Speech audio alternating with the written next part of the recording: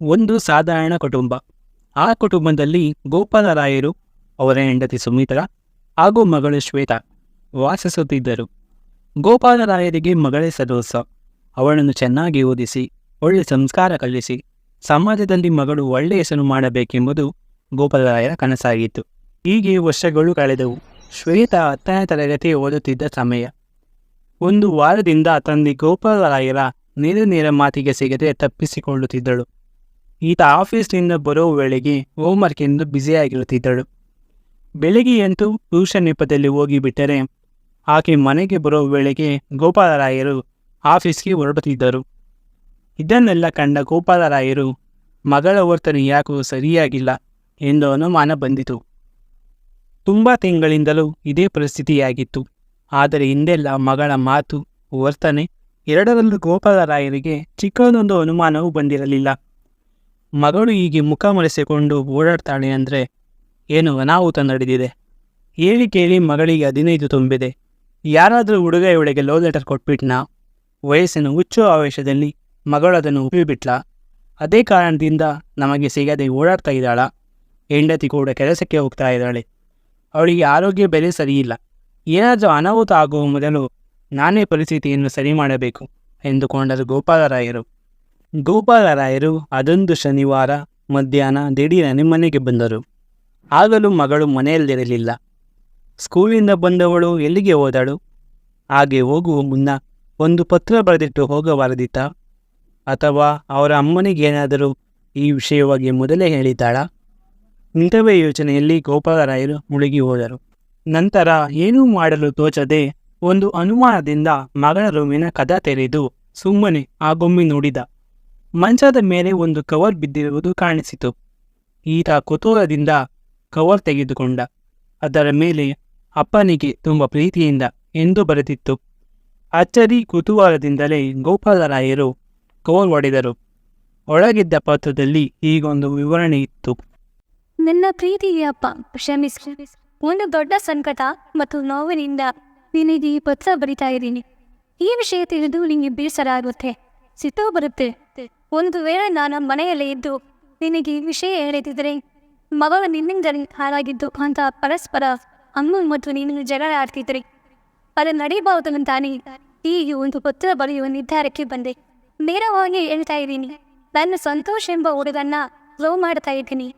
ಆದರೆ ಅವನು ನನ್ನ ಕ್ಲಾಸ್ಮೇಟ್ ಅಲ್ಲ, ಇಂದಿನ ಬೇದೆಯ ಮಾರ್ವಾಡಿ ಹುಡುಗನೂ ಅಲ್ಲ. ಅವಳು MBBS ಡ್ರಾಪ್ ಔಟ್. ಆದರೆ 35 ವರ್ಷ ಆಗಿದೆಯಪ್ಪ ಅವನಿಗೆ.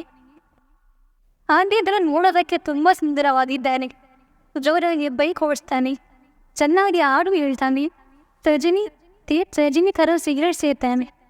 ಅವನ ಜೊತೆಗಿದ್ದರೆ ನನಗಂತೂ ಯಾರಂದ್ರೆ ಯಾರೂ ನೆನಪಾಗೋದಿಲ್ಲ ಅಪ್ಪ. ನಾನಂತೂ ಅವನನ್ನು ಪ್ರೀತಿಯಿಂದ ಸಂಕು ಅಂತೀನಿ. ಅವನನ್ನು ನನ್ನ ಪ್ರಾಣಕ್ಕಿಂತ ಹೆಚ್ಚಾಗಿ ಪ್ರೀತಿಸ್ತಾ ಇದ್ದೀನಿ ಅಪ್ಪ.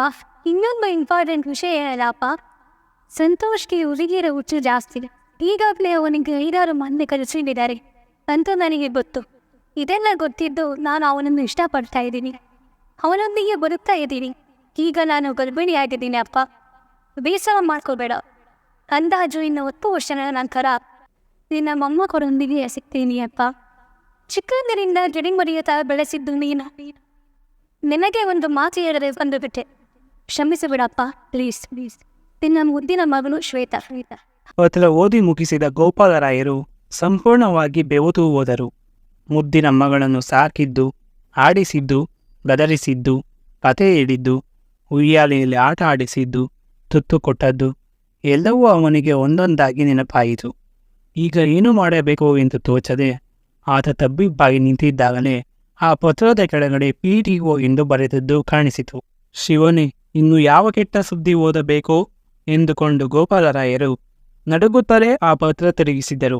ಅಪ್ಪ, ಈವರೆಗೂ ನೀನು ಓದಿದೆಯಲ್ಲ ಅದೆಷ್ಟೋ ಓಡು, ದೊಡ್ಡ ಸುಳ್ಳು. ನಮ್ಮ ಸ್ಕೂಲ್ನಲ್ಲಿ ಕೊಡೋ ಮಾಸ್ಕಟ್ ರಿಪೋರ್ಟ್ ಇದೆಯಲ್ಲ, ಅದಕ್ಕಿಂತ ಕೆಟ್ಟ ಸಂಗತಿಗಳು ಅದೆಷ್ಟೋ ಇವೆ ಅಂತ ನಿನಗೆ ನೆನಪು ಮಾಡಿಕೊಡಲು ಸುಮ್ಮನೆ ಈಗೆಲ್ಲ ಬರೀಬೇಕಾಯಿತು. ಮತ್ತೆ ಹೇಳ್ತಿದ್ದೀನಿ, ಇದೆಲ್ಲ ಸುಳ್ಳು. ಅಲ್ಲೇ ಟೇಬಲ್ ಕೆಳಗೆ ನನ್ನ ಮಾಸ್ಕಟ್ ರಿಪೋರ್ಟ್ ಇದೆ. ನೋವಿನ ವಿಚಾರ ಏನೆಂದರೆ ನಾನು ಸಿಗರೇಟ್ ಬಂದಿದ್ದೀನಿ. ಸಾರಿ, ಮುಂದಿನ ವರ್ಷ ಹೇಗೆ ಬರ್ತೀನಿ. ಈಗ ಅದಕ್ಕೆ ಸರಿ ಹಾಕು ಪ್ಲೀಸ್.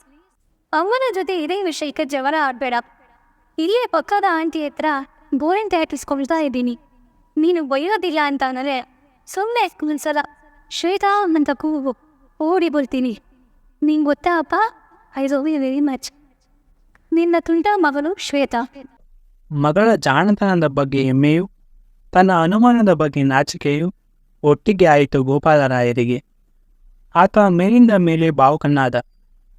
ಒಂದು ಪತ್ರದ ಮೂಲಕ ತನ್ನ ಯೋಚನೆಯ ಮಟ್ಟವನ್ನೇ ಬದಲಿಸಿದ ಮಗಳನ್ನು ನೆನೆದು ಅವನಿಗೆ ಖುಷಿ ಹೆಚ್ಚಾಯಿತು. ಉಕ್ಕಿ ಬಂದ ಕಂಬನಿ ಒಲಿಸಿಕೊಂಡು ಸ್ವಲ್ಪ ಗಟ್ಟಿಯಾಗಿ ಶ್ವೇತಾ ಎಂದು ಕರೆದ.